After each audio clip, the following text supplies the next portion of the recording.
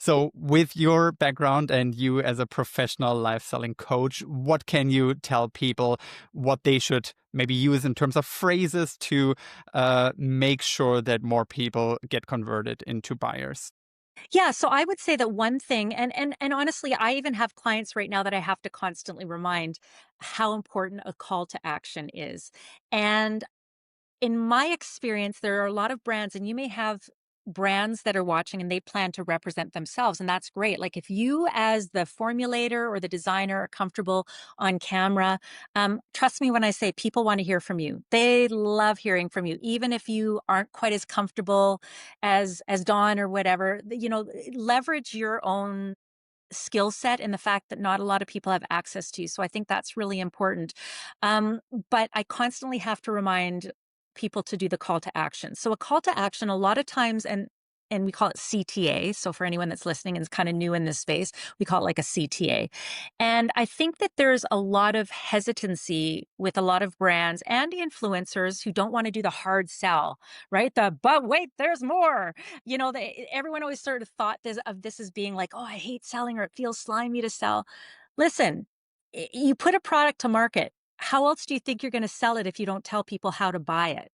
So it's very important to do a call to action. So I always challenge people to think of a few different ways to not only drive to how you're going to buy. So is it press this button or head here, but to also create some urgency to it. So a lot of times some of the constant phrases you'll hear me doing is like, listen, if you're like me and you've experienced hot flashes, then I highly recommend these bra inserts, which by the way don't require refrigeration, and you just stick them in your bra and they will actually help cool you down from your décolleté up. And if you hate feeling like X, then you're going to want to get this. And what I'd love for you to do right now is press this button.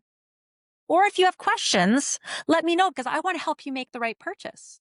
So it's just always really just making sure people know what's in it for them. So again, selling the outcome, right? I don't want to feel sweaty. I don't want to feel this. I don't want dry hair. I don't want whatever. I want to see better. I want to feel better, all this other stuff.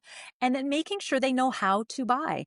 I had a brand that did fashion not too long ago, and they had a great show. Like it was so entertaining, and people watched and they engaged and they loved it. And they didn't see a lot of sales. And I remember looking back at the playback and I'm like, well, you had a great show. It was very entertaining. There was lots of camaraderie. Gave great tips, but you didn't tell people actually how to buy. And Mm, and you also have to give people permission to buy. So a lot of times more, it's what I say as well, is that especially when it falls into that want versus need, let's use a KitchenAid mixer, stand mixer for for example, we would sell this artisan mixer that would be, I think it was $400 Canadian, so a little bit less in the States, obviously, just with the conversion rates. And, one of the ways that I would sell this considered purchase, which is, means it's a little bit more expensive. It's something you have to really think about. You're not just going, oh, here, I got $1 in my pocket.